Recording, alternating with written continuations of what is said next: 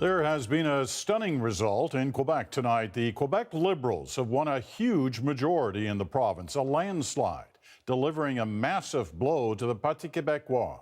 You'll remember PQ leader Pauline Marois called this election a month ago because she was confident she could win a majority.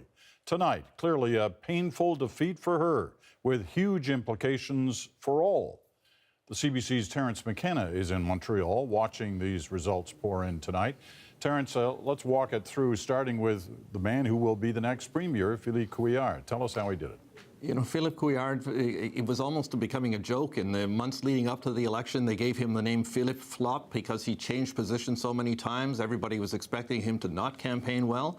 When the bell rang, he has been steady from day one, and you know, they talk about him being a steady hand on the tiller, maybe a steady hand on the scalpel, since he's a brain surgeon by training, and he just did very well. You know, the former Premier Robert Bourassa used to talk about the ballot box premium for the Liberal Party. It has come in bigger tonight than it has ever been. They're much higher in the popular vote than even the pollsters were expecting 2 days ago. Well, a stunning and massive defeat for Pauline Marois, the PQ premier.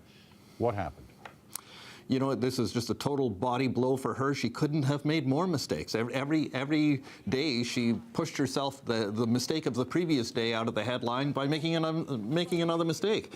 And I think people were just astonished because everybody thought they had on paper so much a stronger team. They seemed to be all great performers, and they just made one mistake after another, and it's just left even sovereignists just wondering what the heck happened to this party.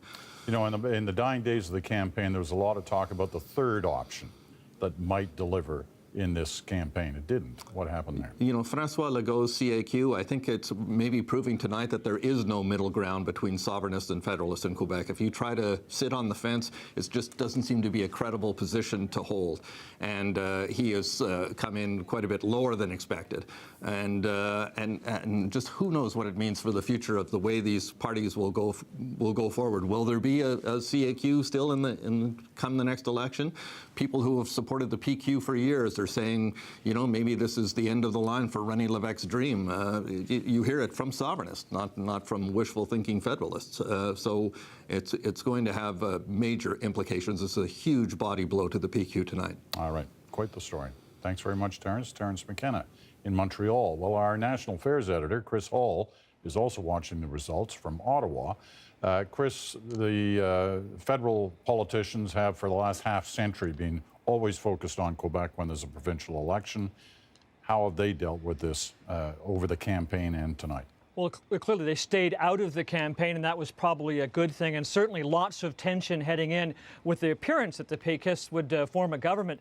For Stephen Harper, that would be a huge challenge. His party has only a handful of MPs in the province, virtually no organization, and the one message they're taking out of this is that clearly there will be no referendum in the next foreseeable future, no secular charter, no other demands and challenges from Quebec.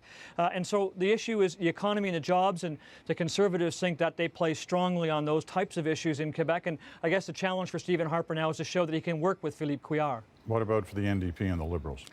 Well, the other person who I'm sure is relieved tonight is Tom Mulcair, because with a Liberal victory, that means there'll be no questions about the loyalties of his own MPs, many of whom came from sovereigntist backgrounds. And obviously, he won't have to ask about the Sherbrooke Declaration and 50% plus one being good enough to break up the country.